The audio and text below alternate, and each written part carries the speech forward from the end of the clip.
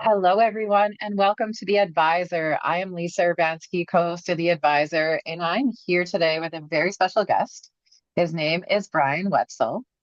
He is the author of the book, The Real Problems Destroying Education, which was published in March of 2024, and he can tell us a little bit more about that later. We are here to talk about school choice, private schools, homeschooling, everything to do with the school system. And Bryan knows a lot about this, and I'm so excited to talk to him today. So, welcome to the show, Bryan. Thanks for having me back. Yeah, Third so time. good to see you. Third time. Yeah, Okay, third time. amazing. Amazing. So, if we're going to get on that topic, we should probably start with school choice because it is the lead in to all the other aspects of, because a lot of people don't choice to homeschool unless they fear that the school where their child is districted is not either safe or doing a good job. That's Mm, not to say there are some people who do it for religious reasons, other people do it for, their own personal reasons, but the majority of people who take their kids out of school are typically concerned that what's going on at the local school is not something that they want their kids to participate in or to be exposed to. And so a lot of states, I would say in the past 2 months, have enacted school choice, quite a few. mm, Um, and it's a good thing. I know that the teachers union and many of the public school officials aren't a fan of it. Um, but one of the arguments, I have two arguments that I often make about this, is first of all, having known parents who, or talked to parents who had kids who were in schools where they were either it wasn't safe or they weren't getting a good education or both. And I always tell people if you're against them taking their child to a better school, are you the one who's going to look them in the eye and say, I'm sorry, you're going to have to stay here and be held prisoner to this one school because we don't want to take away money from that one public school? mhm. And I think that everybody who has kids knows you want the best for your child. You don't want them to have third rate, fourth rate, fifth rate, education. And you definitely don't want them to be unsafe. And so if a parent feels they need to take their child, I feel like, they should have the freedom to do that. They should be able to move them wherever they feel comfortable. But one of the things that there's two arguments that are made about why this shouldn't be allowed. And we'll come to vouchers because that gets even deeper into the weeds. But just school choice alone, the first argument is that it's going to take away money from the public schools. Right. Well, that's kind of funny math because what happens is the schools get paid on what's called daily average attendance or average daily attendance. And so if your population in that school drops by 10%, you're getting a little bit less funding. But you Hmm. also have less kids, you have less students to take care of. And indeed, when I think it was Stanford University studied states where they've had school choice for a while, one of the things they noticed was that the quality of the public school education actually went up Mm. afterwards. And the reason that they surmised, I think they're still doing some studies on this, is that, first of all, a lot of public schools are overcrowded. That I Totally. know in my wife's school, and she's a public school teacher, just to get that out there for everybody. Um, Last year, they had to ask the state to waive so most states, and Georgia's one, they have a maximum allowed student population in each class. They had to Okay. ask to override that because they had too many students in their Wow. school. So when you take away 10%, you now have a teacher who can manage better. That's a smaller class. Instead of 24 kids, maybe you have 17. So you can spend more time with them. Um, the other argument that a lot of people have is that, well, the only the people with means can take their kid to another school. And that's probably true, but I feel like that's an argument that is a little bit grounded in maybe yeah, I don't really know how to phrase it, but the we're telling people that you can't take your child somewhere better because another family can't. And I feel like there's probably a better way to handle that than to tell everybody that they can't move their child to another school.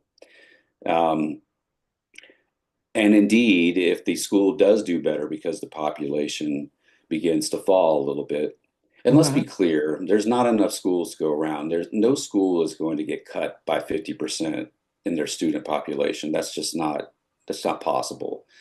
If even if it's a 10 or 15%, that school will have a little more freedom and the teachers will have less students that they have to deal with. And they should be able to spend more time with the students at that point. Hmm. The third argument is that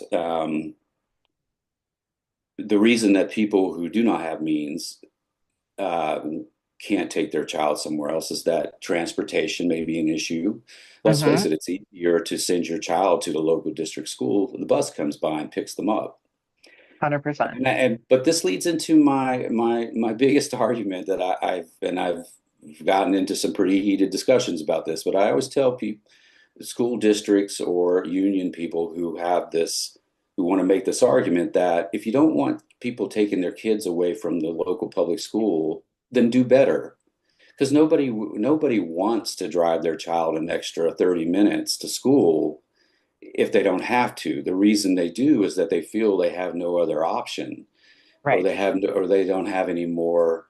Um, they have no recourse for getting better education other than to take them out of the school. And not everybody has the ability or the time to homeschool. Let's face it, homeschooling requires one parent to pretty much stay home. And even if you're working from home, you're still working with your kids. Most states still require a homeschool student to do state testing so that you can prove that you're just not leaving it at home to play video games and mow the grass for you or whatever it is they think. But you do have to prove that they're doing stuff. I Hmm. will say this, homeschooling has really evolved. There was a time when homeschool students didn't get a lot of socialization or get to participate in their local schools activities, but that has gone away. A lot of states now, the local high school or the local middle school, mostly the high schools, will let homeschool students who are in that district still participate in sports or participate in dance or cheer or whatever. Um, there are homeschool cooperatives where homeschool parents can get together so that all their kids can get together and socialize. And Oh, in that's some brilliant. I cases, love they'll that. even get together and let them do some of the classwork together, Okay. almost like a little mini school. Yeah, And then community. that gets a little hairy too, because if there's too many kids, there's some states have rules about, you can't have too many because then it becomes a class. You have to get certified as a school, but you can navigate most of that.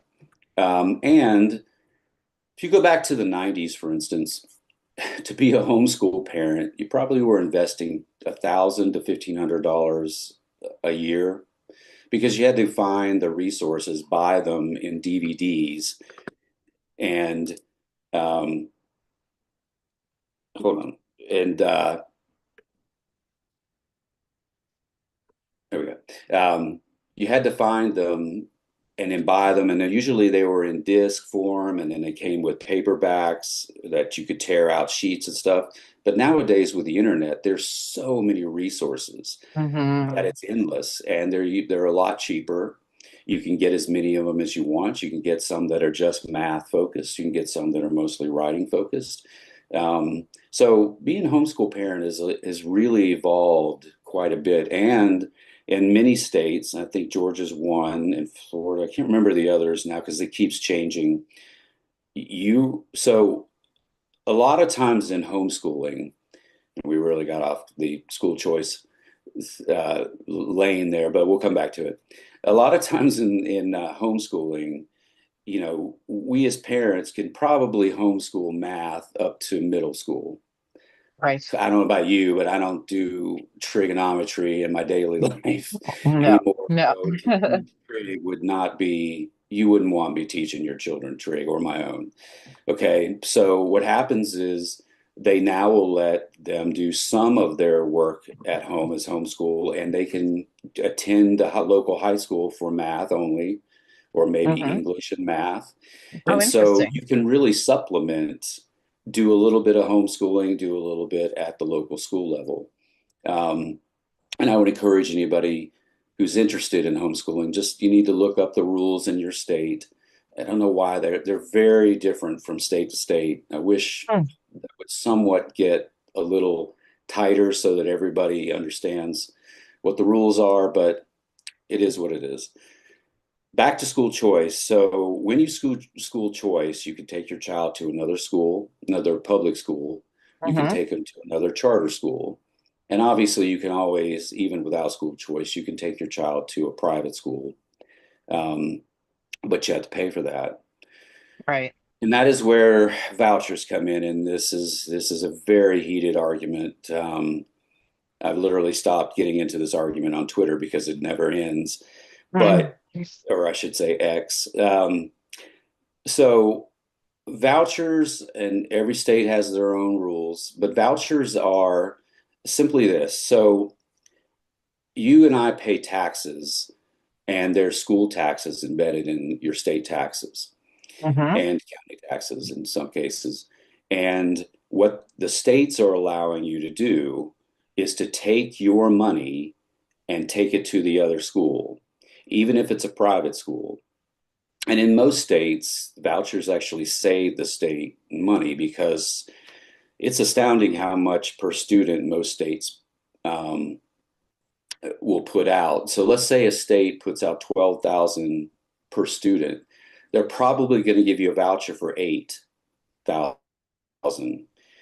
Oh, But if you're going to a private school that's 10,000 or 12,000, instead of paying 12, you at least have 8 that you can put towards it and you can pay the difference.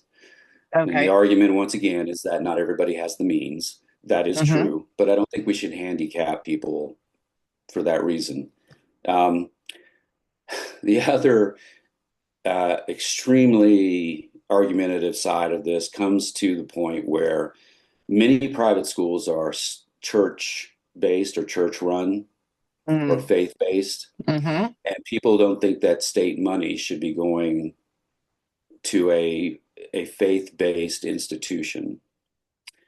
Now, I did a lot of study on this. Most faith based private schools are not teaching religion during school. That's done outside of school hours, typically, where you'll be invited to attend service or prayer services or whatever. Um, so that's one side of it. But with respect to um, not being able or not allowing state money to go to faith-based organizations, my whole feeling about that is simply this. That's your tax dollars. They're just giving you your tax dollars to spend at another school.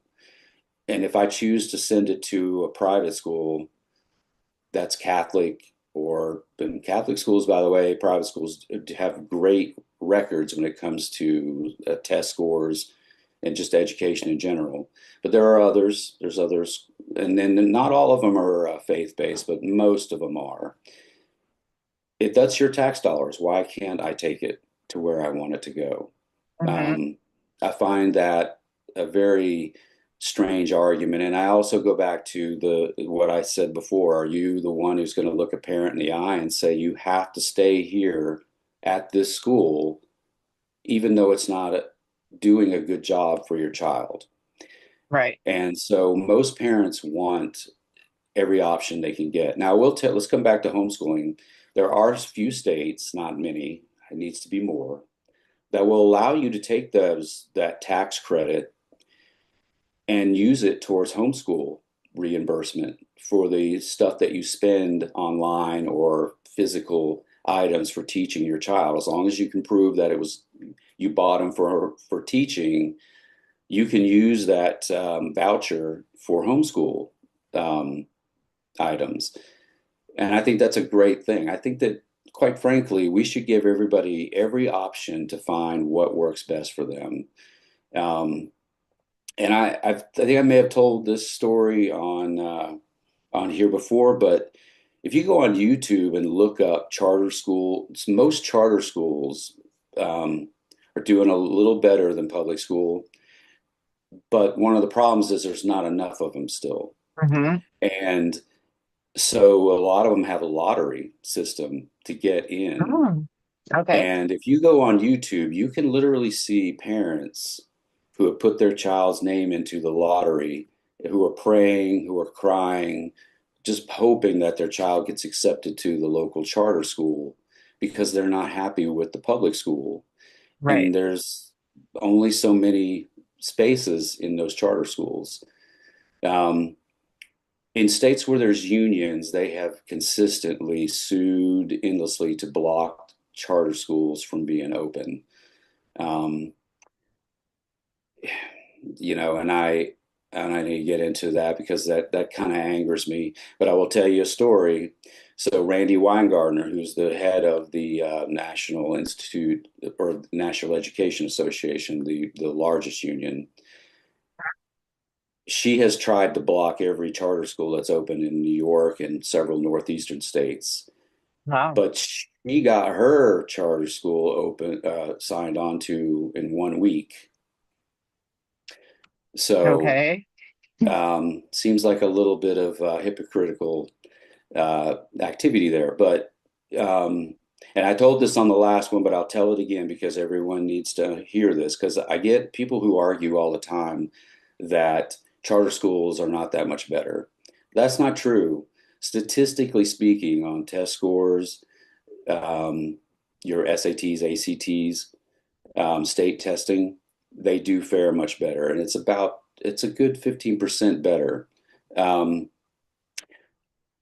and I told this on the last one, but in New York, there are several charter schools that actually share a building with the public school. So the public school entrance is in one side and the charter school entrance is on the other side. So they're pooling from the same neighborhood, and yet they're Okay. still outperforming the public school. So let's talk about that. Why is that? Yeah. I was Well, just going to ask you, why is that happening, Brian? one of the things that there's a couple Harvard studies, and there's one out of Stanford. There's a lady, and I should know her name because I, we were emailing back and forth. But one of the things she pointed out is that in public schools, and I write in the book that most public school teachers are frustrated with the fact that they're being told how to teach, Mm. what to teach. Hmm. And what to teach is a bit gray because most people would say, well, of course they're being told what to teach. What I mean is they're being told that they have to teach things that may not be really related to like social issues, activist issues. That most public school teachers I spoke to, and some of them would ask me, is my name going to be used in this? And I was like, I won't do that to you. They don't want to teach that. They just want to teach math, English. They want to teach the basics. They want their students, they do care, to get out of school and be able to do better in life than their parents. And isn't that the goal of most people who have kids? I want my kids to do better than I did. Right. Um, but what happens in charter schools and private schools is that they're being told this is the goal. So you're teaching an algebra class. We want them to learn algebra and we want them to be able to do well on the test. And the teacher gets to teach however she wants to, he or she wants to. Okay. She has autonomy based on reading her students, how fast they seem to be learning, if they're, going back and reviewing, or you know, if she feels like they're progressing fast, she can go faster. Mm. She can teach in groups. She can teach individually. They can do whatever they need to do to get the best results. Most teachers I've spoken to, will tell you that they know how to teach. Just let them teach. But what happens in public schools, and it just goes on and on and on, is they'll be told you're going to do it this way this year. And next year you're going to do it this way. And we're going to do this. And the funny thing is, I've probably had 50 teachers tell me that every single thing that they're told that they move on from, they will eventually come back to. Because there's only so many Okay. ideas, but they never stick with one idea long enough to know whether it really works. Mm, If you're changing it every 2 to 3 years, that means that the student in fifth grade isn't even in high school hardly, and you're already changing everything up. right. I don't know what well, I do kind of know what the reasoning is, and a lot of parents are unaware of this. So, a lot of school districts get grant money, Okay. and there's grant money based on trying things out. So, I'm not going to name the district here in Georgia.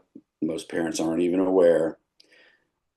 They got a grant to try a new language arts program and reading program, and it was abysmal. The outcome was not great.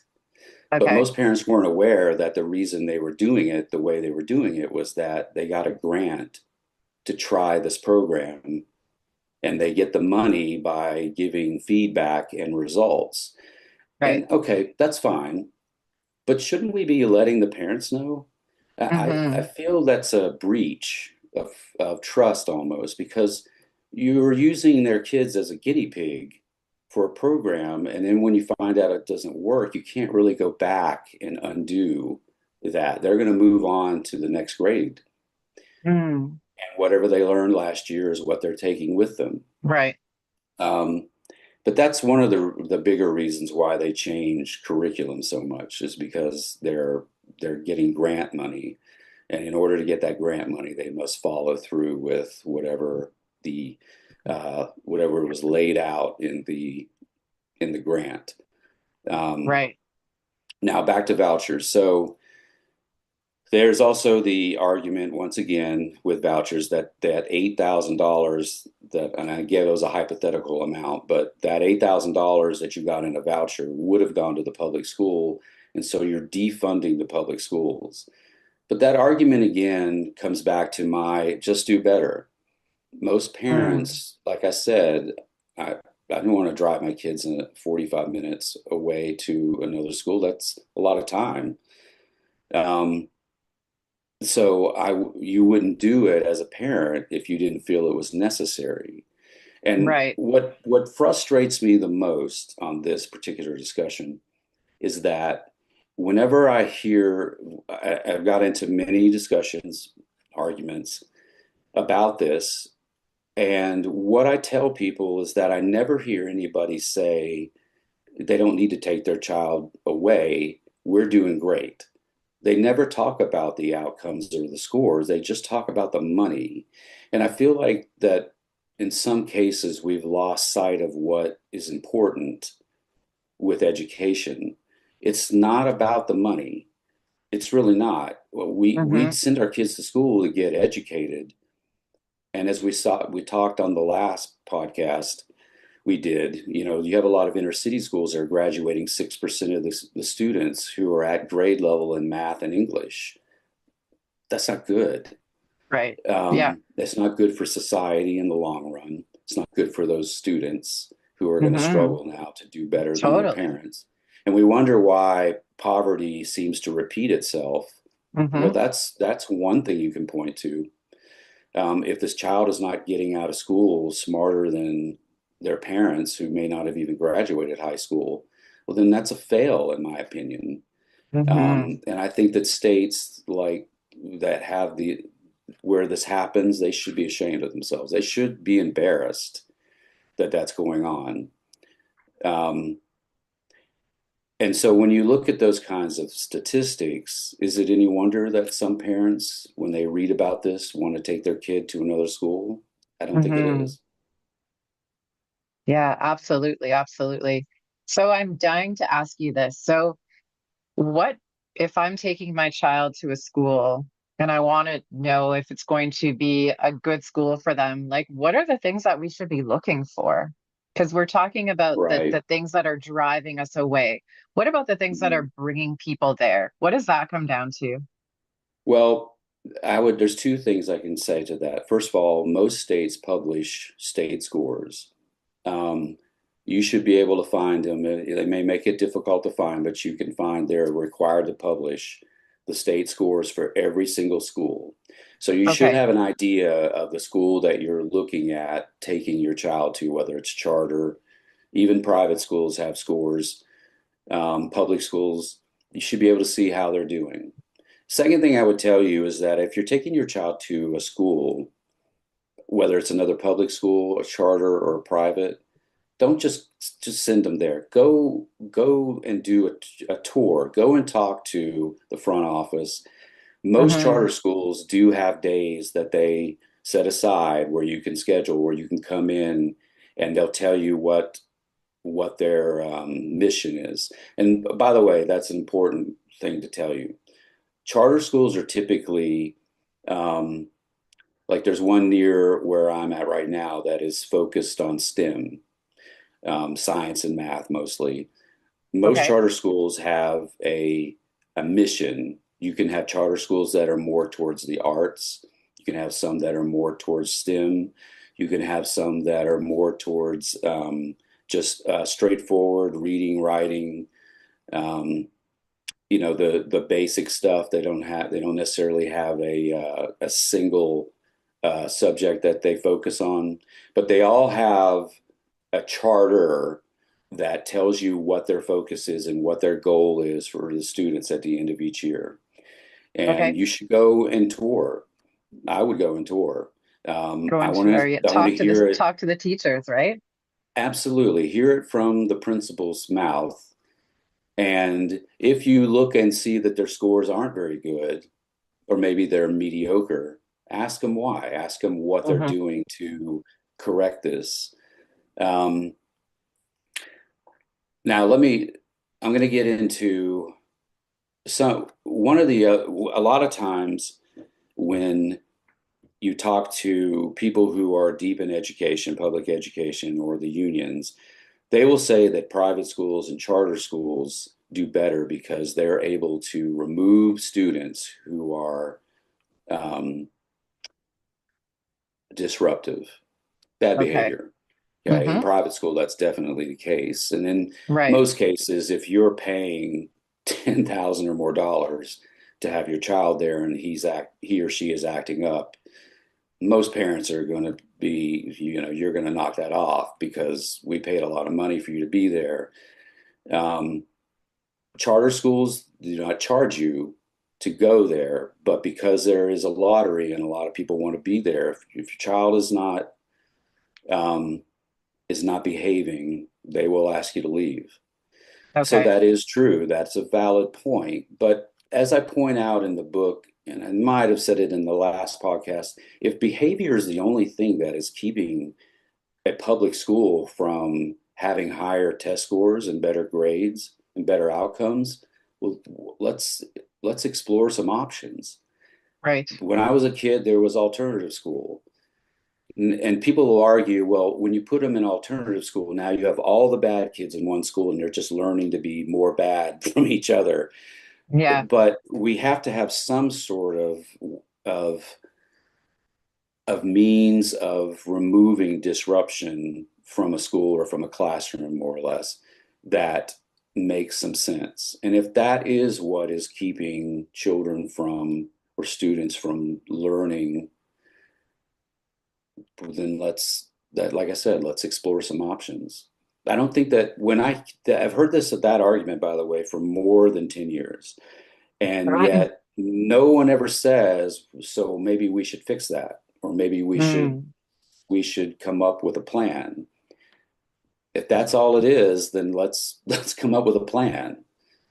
Yeah, I was just going to ask you, so what, in your words for our listeners, like what would be some solutions? Like, let's start somewhere. What would be the start of a solution to making all Well, of this easier and better and our children having a better place to go? right. if I was running a district, the first thing I would do is I would get rid of the constant curriculum changes. I write at the end of the book, the last chapter is all about solutions Mm, that I have put together from my interviews, by the way, not just, it wasn't just Bryan's ideas, but I do live with a teacher. Um, and some of them wouldn't be popular, and some of them definitely wouldn't be popular with a district administration because it sort of limits their power. But I have several solutions. I think that, for one, if you if you're at a corporation, the CEO cannot do just anything he wants. He has to answer to a board. hmm Why don't we have a board that is made up of teachers from every school in the district and let come to them and say, here are the curriculums we want to put in place. Please read through them, look them over. We want an answer within a week, and let the teachers decide which one they think is best. And if they say we don't want to change and they vote on that overwhelmingly, then you got to stick to it. Now, let me give you a little. So, some districts do have a board of teachers, but that they don't really have any power. It's just more or less for them to give their opinion. mm, And one teacher told me, she said, we have asked them, uh, we've several times, everyone voted not to change curriculum and they did it anyway. I think that they should be held to responding to the board of teachers. They're the ones teaching in your district. They should have a say. That's my opinion. Um, Second thing is behavior. Um, Too many districts now are placating bad behavior because they don't want to deal with it, and they know it'll just eventually move on in a few years to another school. hmm Not always out of the district, but to another school. Um, I have spoken to teachers who talked about students who disrupted class the entire school year, so much so that other parents who had kids in their class who weren't disruptive sued the school because their child wasn't getting the education they deserved because they were letting students in the classroom that were disrupting. right. Okay, well, so you're not disciplining the student because you don't want to deal with lawsuits, but now you're getting lawsuits from people who know that their child's not getting a good education because of the bad behavior. So you're just creating a circular problem. Maybe there should be first of all, let me, I would get fired from a school if I was there in a day Mm, because I would tell a parent when they came and said, well, it wasn't my kid or my kid's fine at home or whatever. That's not possible. Okay. Um, and with some of the things that I've heard young kids say to teachers, I would never have spoken to an adult in my day, in my time, that way because I would mm, have gotten in big trouble. And hmm I'm not advocating for martial law or um, physical punishment, but there has to be some leverage. You have to, if it means removing the student from the school and putting them in a separate set aside school or class or making them do online only, if that's what it takes, then that's what it takes. We Right. cannot sacrifice a room of 20 kids over one student or two hmm students who don't want to be there. But hmm that's more or less what's going on in most classrooms. mm, Also, I would say that um, so the original idea for Common Core was a good idea. It just was implemented terribly, and they let too many other factions get in there and tinker with it till it. But the idea was that a one grade, an A grade, say in a high school in somewhere in Wisconsin, may not equal an A grade in, say, Florida, in right. Ocala, Florida. hmm And so, how do we standardize that? That was the Yeah. idea behind it. was that everybody would be learning on the same path, and that way we could compare. And college, especially, really wants to be able to compare. But it got hijacked, and it didn't work out well. Um, I think that there needs to be a way of, so I know of a student or a teacher who has a student from California. She is in third grade. She is not doing very well. She was doing so poorly when she came into third grade that they wanted to move her back to second grade, Okay. but they were unable to because the way the rules work, the teachers in California gave her all perfect grades and even wrote that she was doing excellent. But she came into third not being able to read or write. Oh, wow. And so the teacher is now struggling to get her up to speed with all the other students in her Right. class. That just shouldn't be happening. No. So there's too many schools in this country where they're afraid of hurting a child's feelings, and so they just give them a good grade regardless. It's almost an effort grade. But I wish I could make those schools and those teachers understand that you're not helping the kid in the long run. You're only helping them No. in the short term. Um, Yeah, we got to and set them up for indeed, success, right? yes, and indeed, the child is now struggling. We Gonna didn't be spare worse. her feelings because now she knows that she's behind all the other students. Right. Um, so I don't really understand the logic behind that. But if I was a school district, I would say, look, it's gonna be apples to apples. And if a student is struggling and needs more help, we're gonna have a means for that. After school help, we can do, most schools have before and after school tutoring, and very Mm. few people take advantage of that. I think that we should make that a bigger part.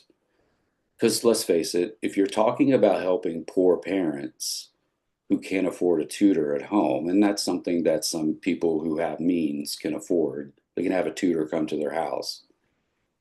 Let's push them to get their child early to school or maybe stay a little late and have a whole setup where teachers are working with them. When I was in high school, and I hated math, my dad was a Mm. CPA too, so that didn't go well in my house. Mm. A lot of fighting, a lot of arguing. Um, but every one of my math teachers would say, look, if you want help, stay after school, come to my room and I will work with you. Right. They didn't get paid extra for that, and it wasn't advertised. But most schools will do that, and I think that that needs to be, maybe that is something that needs to be advertised because oftentimes when I've spoken to parents and they say, I don't know where to get them help, I always Hmm. respond, I said, doesn't the school offer additional assistance? And they'll often say, I don't know. Mm. Okay, well, that's a failure too. We need to be letting the parents know. Now, by the way, just because you send it home in their folder and tells them, that doesn't mean there's a lot of parents who are very lazy about um, checking on what's going on with their child in school. One of my Right. favorite stories, by the way, the teacher was telling me as an example. She said it's not uncommon she'll be sending stuff home in the folder for the parents to see what's going on in class, homework, grades, whatever, and never hear from the parent until they find out they didn't realize it was picture day and their child wasn't Oh, dressed yeah. properly. And you're like, well, if you had looked in the folder, Right. that envelope went home 3 weeks ago. Hmm. So, there's nothing we can really do about lazy parenting. But while they're in the school, there are things that we can do, and that I believe that that is behavior management, and I believe that it is having the teachers have a more say in what goes on. And I also think that there should be even maybe a parent board. Mm. That would Yeah, be that'd my be thing. If you helpful. want to be involved, be on a parent board. Doesn't mean that the parents should have the right to tell you what curriculum you put in place because they're not involved enough to know. but it is valuable information hearing their opinion of what's went on the previous year and what's going on currently. Hmm. Absolutely. Well, I love that, Brian. Now, I if you also, were by to the way, leave, this is important. We got to strip away all of the stuff that doesn't need to be taught in school. Let the mm, social issues and activist issues be taught by the parents. Um, Let them focus on what is necessary to get them into college or get them into a trade and do well. right. And by the way, when you Yeah. simplify things, you make it easier on the students as well. I love that. I was just going to ask you to leave our listeners with a really good tip or something that they can take from this episode Mhm. and hang on to before they purchase your book. Again, Brian wrote The Real Problems Destroying Education, which it would be an amazing book to read after listening to this episode, especially with the solutions in the last chapter. I'm looking forward to that part. But what do you want to leave our listeners with? What is one thing that you want to leave them with? Well, I want them to understand that they do have parents do have more power than they realize. Mm, If your child needs help in school, they have to give it to you. You just have to go make your voice be heard. And I said this at the end of the last episode or last podcast that we did, is that parents need to stay involved. Your hmm involvement in your child's schooling, all the way up to the end of high school, is going to make a bigger difference in the quality of your education than anything else you do. Okay, hmm you can see when they're going off the rails and you can correct. You can see when they're struggling. I always tell this, I've told it 100 times. I think I told it at the end of the last podcast, was that if you're finding out that they're failing their class in April, well, it's too late. You need to be seeing what's going on throughout the year.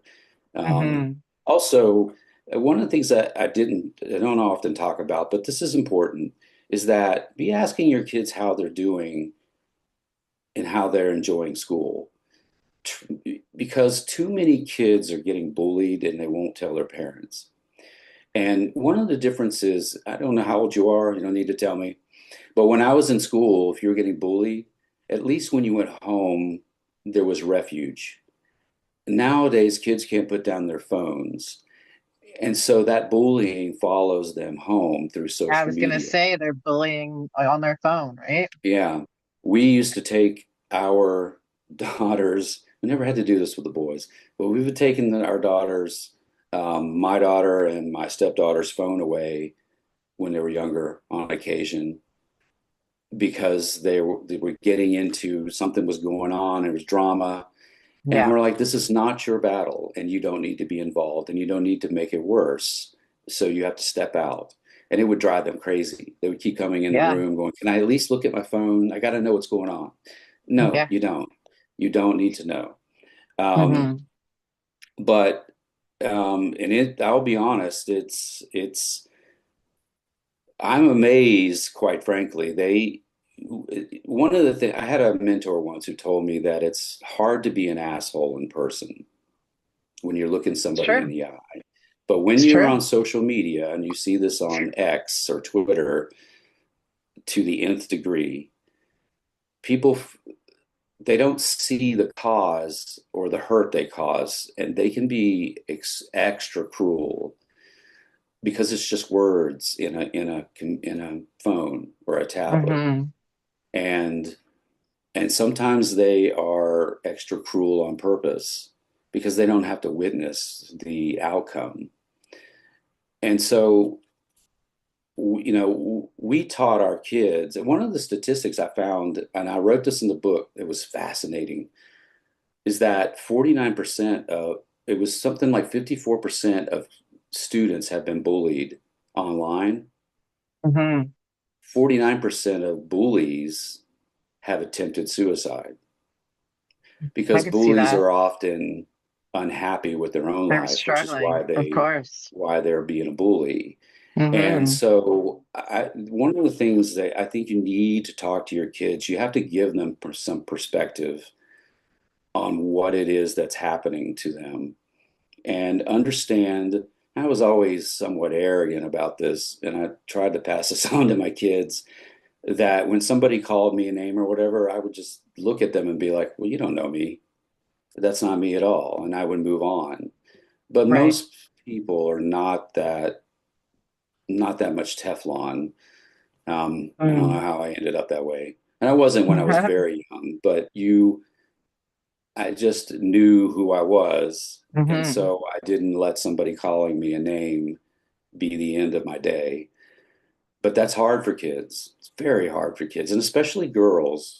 Not trying to single them out, but let's face it, y'all are very vicious to each other. I didn't even know it started that early. I was a single parent for a while, and I remember I got called to a fourth grade meeting with my daughter's fourth grade teacher because she wanted me to know that, she was being bullied and my daughter was fighting back.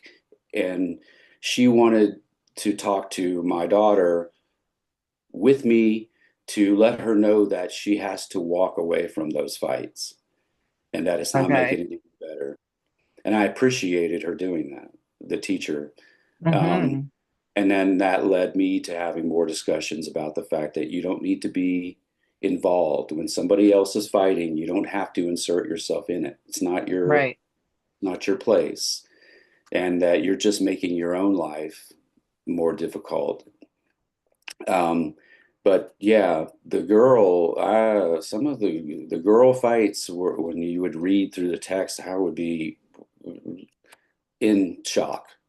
Yeah, and that's a whole nother podcast episode that we can get into that for sure. It is. You're right about that. Yes, absolutely. Well, Boys our listeners, were more physical, so they would wrestle and be done with it in a lot of cases. yeah, men and women, the difference between men and women, that's for sure. So one last thing before we go. What's one last thing you want to Mhm. leave our listeners? And then we will give them the name of your book again and where they can find you. And we'll leave it at that for the day. Well, you can go to Scoobs, Skubes.com, or not dot com, uh, at Scoobs Ed, Skubesed on X. Um, we have all the old videos from my education company that are posted up there where you can get help mostly with math, but there is some English and language arts, and there is some documentary stuff on Jackie Robinson and MLK. Nice. And then I post that stuff up there, and you can hit me up with questions. People are hitting me up lately all day long. I will give you my best shot at giving you advice, but like I said, there most of the time I'm going to try and point you in a direction where you can truly get the answer you need.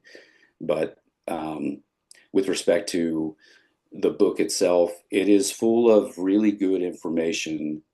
Um, it's really, I wrote it as a snapshot of what's going on in education, not just in the classroom, with teachers, with students, with parents, with district administrations, with the school administrations. I give everybody a sort of a lay of the land on what is going on, and you can make your own decisions, and you can even disagree with me. I don't mind people disagreeing with me as long as you're respectful about it. Mm. Nice. And where can we find your book, Brian? I'm on all the majors, Barnes and Noble. I don't want to advertise for anyone, but I'm on all the majors. You can get it in audio, print, or ebook. Amazing. Well, it was so much fun talking today. Thank you so much for being on the show again. Thanks for having me back. I think I'm Yes, going to be back again soon, and we'll give out some new, really good information. I love that so much. You guys, Bryan Wetzel, everybody, look him up. The book again is The Real Problems Destroying Education. And his email and all of his contact information will be in the show notes. And thanks again for being here, everyone. Lisa from The Advisor.